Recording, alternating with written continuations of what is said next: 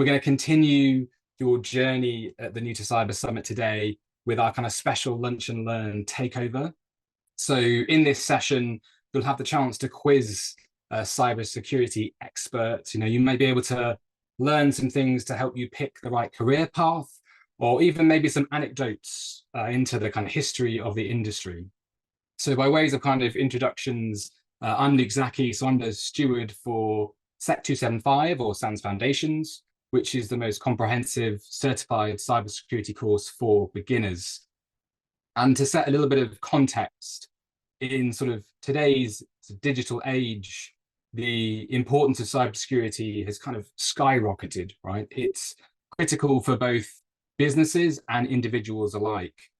And companies are in sort of dire need of skilled professionals to help navigate this complex world. But at the same time, cybersecurity presents a unique and compelling career opportunity for those looking to make a difference. So today I'm here to give you kind of the inside scoop into how to kickstart your journey in cybersecurity. And we're going to do that through some stories and some insights from someone who has climbed almost the highest peaks and maybe navigated some of the deepest valleys across kind of cybersecurity. So with that, I'm thrilled to introduce James Lyne. James is our very own Chief Technology and Innovation Officer here at SANS, one of the UK's most prominent cybersecurity experts. But before I kind of laud his experience too much, maybe I'll throw it over to James and you can give a little glimpse into some of your background and history. Yeah, thank you, Luke, and a pleasure to be here with everyone over lunch today. Hey, look, I've been in cybersecurity for about 20 years now, and directly in cybersecurity, job spanning malware, forensics, incident response. I've been in the midst of kind of pen testing teams, red teams, security leadership roles, you name it. And I've had the opportunity to work with all manner of remarkable and brilliant people. I got the chance to have a labs organization that was processing millions and millions of pieces of malicious code a month, analyzing, tens of millions of phishing campaigns a day and figuring out how to protect hundreds of millions of computers around the globe. Been in the middle of some of the biggest data breaches of the past 20 years, helping tidy them up, not causing them, I should add. And I've had, the chance to do a lot of really interesting testing projects. Got to hack a tank. That was pretty fun. Wouldn't let me drive it, which was rather disappointing. I got to hack a plane, which I was really sad wasn't in the sky, I must admit, till we started testing it. Then I was very happy it was on the ground. And even run interesting projects like, buying large numbers of Internet of Things devices off of Amazon and getting to, hack into those. It's taken me to some weird places, sitting next to Snoop Dogg on a couch on kind of national television programs talking about cybersecurity and helping celebrities reset PIN codes, you name it. So it's been a really fascinating journey from my beginnings as a humble geek who enjoys his time at the keyboard. So pleasure to be here. Hope I can share a few stories and looking forward to answering some of your questions, Luke, and some questions from our passionate young audience here today as well. Thanks for having me.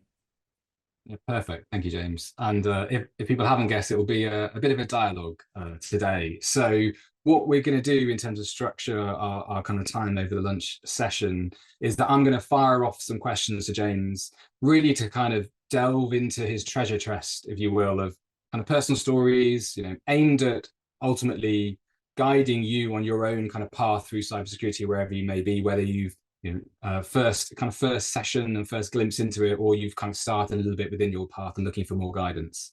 And I'm going to phrase it as a kind of a bonus round, right? So James is going to take some questions from me to get things kicked off, but we'll also be kind of answering your burning questions live too. So I know that we've got our kind of Summit Slack channel. There is a channel which is questions for speakers. So please do throw some questions into there. I'll keep my eye on it. And we'll throw some of those questions in towards the end of the session too. There is kind of, well, I'll say we can answer anything, but then I'll at least put it to James and then we'll see where we land off. But let's kind of dive in, if you will. So I wanted to kind of do a bit of scene setting, James, which I thought would be helpful. it's sort of what was that aha moment, if you will, for you when you realized cybersecurity was your calling, right? Was there maybe a specific event, something that you saw that thought, yeah, this is just for me? Could you just give us a little bit of that flavor would be great. Yeah, for sure. And look, I still go to work every day and I'm like, I can't believe people pay me to do this. Because it's just kind of one of my hobbies and one of my first loves in honesty. But look, when I was getting into this stuff, cybersecurity was a very ill-defined profession. There was really one or two types of roles. It was often the corner of IT. You know, I certainly didn't leave school having a careers counselor saying, "Have you considered cybersecurity as a job role?" Um, you know, I had found myself into quite a lot of forums on the internet.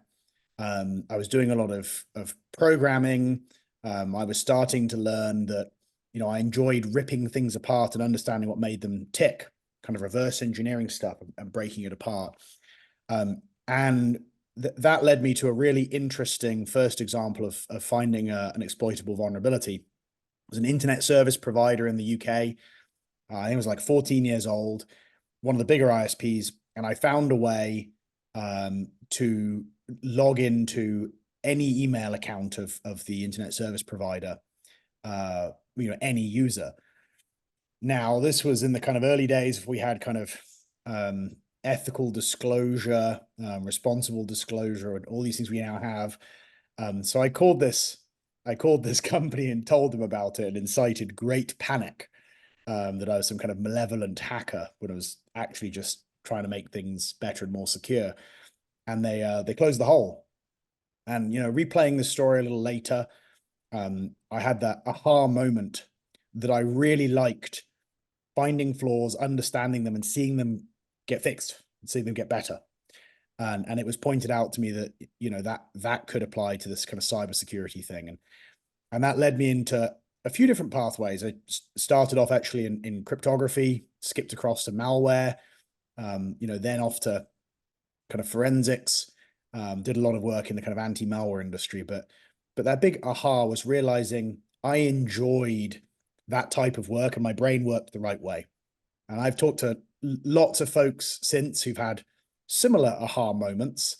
I've also talked to lots of really talented people who've had their aha moment and didn't realize that made them suitable for cybersecurity. So even today, we've got some work to do to improve the profile of this profession and get talented folks into it. But that was probably my first real moment. And then, so that's really interesting. I was just wondering, as you've kind of ventured deeper, you know, into the cybersecurity world, you know, has there maybe been a moment or an experience, if you will, where you feel like you've sort of almost unlocked a secret level, right? Or you've discovered almost like your hidden power up within your career? What's kind of moved you into the different roles that you've experienced? You know, I've had a lot of those. They change through your career. You know, I remember one of my first ones being the first time I used an early exploit framework to launch an exploit, and you're sat on one system, and all of a sudden you have privileges on the other one you shouldn't have. And you're like, maniacal laugh. Like, that's so awesome. The first time you pop a shell. Um, but then I had that moment again, the first time I got to dissect that exploit and understand why it worked and make my own version of it with my own code versus just using a tool. I had, you know, another one of those. The first time I was involved in a massive malware outbreak and got to help write the identities that, you know, that stopped it and have this kind of massive impact on the world at large, and saw how important cybersecurity was going to be. I had it again when I went from being an incredibly terrible presenter, to realizing I could help people understand the stuff and be somewhat kind of passionate and interesting to folks. There have been so many of these examples over the years, and now, you know, my vicarious love of seeing new people flow into the industry and all the time I spend with people like this audience, you know, kind of bringing newcomers and new talent from diverse backgrounds in is, I suppose, another one of those moments. So they can come in different shapes and sizes. My advice to everyone here in pursuing them is, you know, find ways to kind of align cybersecurity to the things your brain enjoys. You know, you can make your hobby, you know, and passion a part of the work you do, you're all the more likely to find those power-ups. And of course, spend time talking to other people in the industry and getting mentoring to see if they can break you through those various different levels. But those are a few of mine. Perfect. You were just talking a bit about kind of passions, and I mentioned in the kind of the scene setting, if you will, you know, battling cyber criminals must be somewhat like a roller coaster, right? There's going to be thrilling highs and kind of heart-stopping lows. And maybe from your experience, you could kind of dish out a couple of stories from the trenches, right? So, you know, a time maybe you had to, you mentioned hacking into a tank, right? Maybe a time that you had to get into a compromised system, or kind of something you found really difficult, really tested your mettle. Maybe you could kind of share some of those experiences with everybody. Yeah, I got a lot of those, some good, some bad. One that particularly comes to mind, we were working on tracking down a criminal gang. This particular criminal gang was responsible way back when for a couple of $100 million of fraud. They were one of the bigger gangs operating at the time. They were operating in Russia, as we later discovered. And there was a campaign involving intelligence agencies, anti-malware agencies, researchers, just this whole network kind of working together to pursue them. And over the course of kind of 9 or 10 months, we built a pretty significant profile of their operations. These folks were blazing. They had a office Christmas party, right? Cyber criminals going out and having a few drinks after they'd successfully stolen a lot of money from people and scammed was pretty mind-blowing to me, as malware and criminals were professionalizing their operations and scaling. So we did a hell of a lot of this work on the kind of technical side, forensically pursuing people, building profiles, getting to the names and details of these ringleaders, and working very carefully in consultation with lawyers to make sure that we were on the right side of what we could do from an international legal perspective. Highly infuriatingly, of the two masterminds, one was arrested and one never has been. The second one actually escaped prosecution due to one of the analysts involved in this project oversharing information early, wanting to brag about the work we've been doing. And I understood that because it was really cool work. But sent up a smoke signal, and that person has never been caught. They've never been prosecuted, which was infuriating after such a large amount of work was done, and they did so much harm to the world. So there's a story there about the kind of collaboration and desire to do good, and the fun technical work you can do in teams, but how you operate, professionalism, understanding the law, and kind of careful collaboration here with ethics and the legal side is crucial in the cybersecurity profession. Mistakes can be really costly. I think one other kind of speedy, more positive story I'd share. We had great fun, as I mentioned, buying Internet of Things devices off Amazon. We bought kids' toys and weird devices you plug into your home that people don't think of as computers. You name it, we got one, and spent our time kind of reverse engineering and trying to kind of break into them. That was a fascinating, fun project where we got to hack all kinds of cool stuff. But what I really liked out of it is two particular things. Firstly, it kickstarted a lot of subsequent government standards initiatives to raise the bar of what was acceptable from these manufacturers. So it kind of kickstarted a broader industry move, which is really cool when you get to do this work and see things change. But secondly, we had a particular manufacturer of CCTVs where they had over 500,000 compromised cameras globally. And we found this flaw and actually managed to get this vendor to take action. That was a pretty terrifying example of a low bar of security. For time, I won't share the details of the flaw, but needless to say, it was pretty embarrassingly terrible, and that vendor was forced to polish up their act. So yeah, a couple of stories there of change and mistakes. Say the least. Well, then maybe kind of thinking from your experience, I was wondering, kind of jumping into sort of cybersecurity can, if you will, somewhat feel like kind of launching into space, but with no map, right? Yep. Everybody that we've got here today, is trying to explore this space, but maybe don't have that launch pad, right? So what's in your hacker's handbook, if you will? What would you recommend as your ultimate guide for beginners and sort of start in this space? Yeah, look, hard to do that justice really quickly. I'll share a few thoughts, but I'm sure other folks here have shared a great deal on this topic today. First is be persistent. This industry has got a lot better at building pathways, at defining jobs, at defining requirements, at creating internships compared to where I started. But it's still an early profession. And you will, sometimes find it a little frustrating to get on that first rung of the ladder. So if you're passionate about this industry, you like what you're hearing about the type of work, don't give up, don't be put off, be persistent, keep applying, take the knockbacks. If you're interested and you like this type of stuff, you belong here. But to be more specific, spending time developing your hands-on skills, and building your technical foundations is really important. A lot of organizations have ways to build up your cyber specific skills in forensics or incident response, or to move you from being a SOC 1 analyst into the kind of later progressions. A lot of those organizations work with SANS. We put together a course called SEC 275, which is entirely focused around these foundations and teaching people how computers run programs, how memory works, how packets are transmitted. And all of that was built, using over 400 different companies' perspective and a bunch of SANS instructors as SMEs, opinion of the things you need to know to supercharge your study in cybersecurity. So, folks here, take a look at 275, look at the syllabus. There's a cert associated. Some of you may get the opportunity to take it.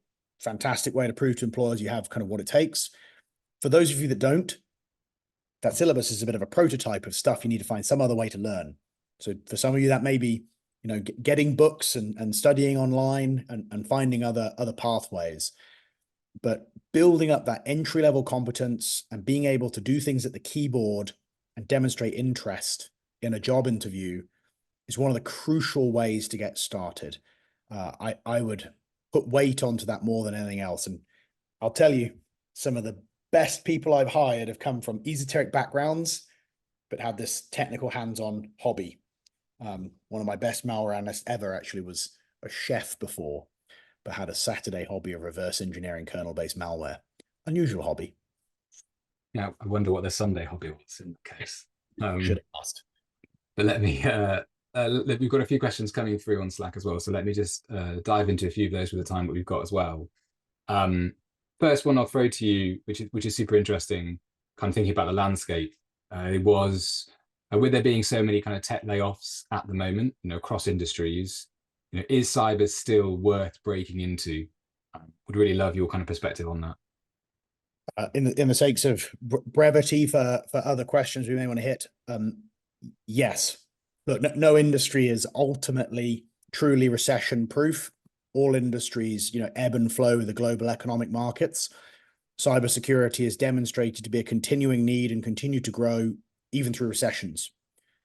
So if I were thinking of places I might focus in the future, this would be, high on that list from that perspective. So I would say yes. Perfect. And maybe a build on that just came in was, how would you go about finding which branch of cybersecurity is right for you? That's a really tough one to answer quickly. Interest is the ultimate answer, and also not being too closed-minded to that journey. I started in crypto and then in malware because I liked programming, I liked code, I liked reverse engineering, I liked dissecting. My personality to sit down and obsess at a screen really worked for those things. But I jumped into all these other areas thereafter, and God, the leapfrog I got in the offensive disciplines from having looked at a bunch of malware and real attacks from cyber criminals was massive. So think about are you a parser? Do you like to be methodical and take your time understanding, like in forensics? Are you a bit more spray and pray, which might lead you to a bit of pen testing and sampling? Read a lot of stories, listen to talks from practitioners, find something that's interesting, pursue it, and no doubt that knowledge will be transferable to other domains if you decide to make a pivot later in your career. If anything, the industry's got a little too siloed on that. So interest would be my advice. There's a few kind of just with a little time we've got a few interesting things around specific areas to start. So someone's asked, they said they really enjoy research and investigation, and how could they start perhaps in kind of OSINT or intelligence? Where would you kind of recommend? Yeah, well, I mean, look, there are organizations that require those skills. You may well be able to find an appropriate starting job. In some cases, you're going to have to take a jump through a more junior role in some of those organizations to find your path to that. Some people aren't going to hire directly into those teams. You may have to spend some time in SOC analyst land and dissecting log files to pivot across to it, which comes back to my point of persistence. But there are indeed absolutely organizations who require those skills, particularly when it comes to certain public sector organizations that can have very mission rewarding components to those jobs. So I'd search for those. Certainly the police and intelligence side of things can be rewarding there. And if not, look for organizations that ultimately require those skills and find relevant jobs near it, and don't be scared to change in the future. Would be a pragmatic approach. I'm sorry I can't be more specific without the details in a very precise. I hope that helps a little bit. Yeah, we've got a few more, and any others that do come in, do put them there, and we'll find a way to kind of come back to you separately otherwise. And maybe we could kind of wrap up a little bit. There's lots of people here kind of itching to break into cybersecurity, or even level up their game if they're already kind of in that space. Yep. What would be your kind of killer advice for, getting that first role, or kind of maybe climbing another run in that career ladder? Maybe a kind of a bit of secret sauce that you could leave people with. Yeah, look, it's practice.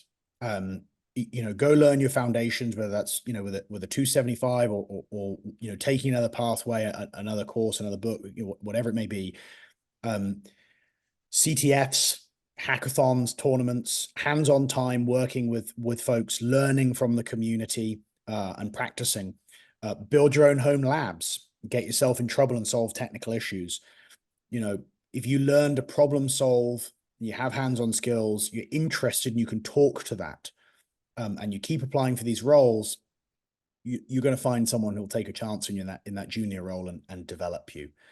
Of course, don't be scared to keep talking to people in local professional chapters, in local events, where they can meet you one-to-one, and they're not talking to 1.1 kind of plus 1,000 people all at the same time, because you'll be able to get some more specific advice again. But practice, make it your hobby, hands-on skills, and just be unrelenting. If you're interested, you belong in this industry. Perfect. Thank you so much. Really appreciate it. Just in terms of us being up on time, I mentioned at the beginning, and you sort of touched on, SEC 275, one of the courses that SANS offer, focus on the new to cyberspace. I did want to mention for the audience attending the summit, I'm going to share a 10% discount code specifically off that course. So we'll put that out on on the announcement channel on Slack. Have a look at it, and if it's something that might be appropriate and you like the syllabus, then that might be an extra nudge or an extra helpful thing to kind of kickstart your career, or help you kind of progress. So have a little look through that, and we'll ping that out on Slack. Otherwise, I know it's been relatively brief, but I really hope this takeover has kind of helped guide or inspire you a little bit within your journey, and even maybe just learning a little bit more. Really, from both, I guess, James and myself, wish you all the success in your career ahead. Hope you have a fantastic rest of the summit, and enjoy, and see you later on. Look forward to seeing you in a cybersecurity team somewhere soon, everyone. Cheerio. Thanks very much.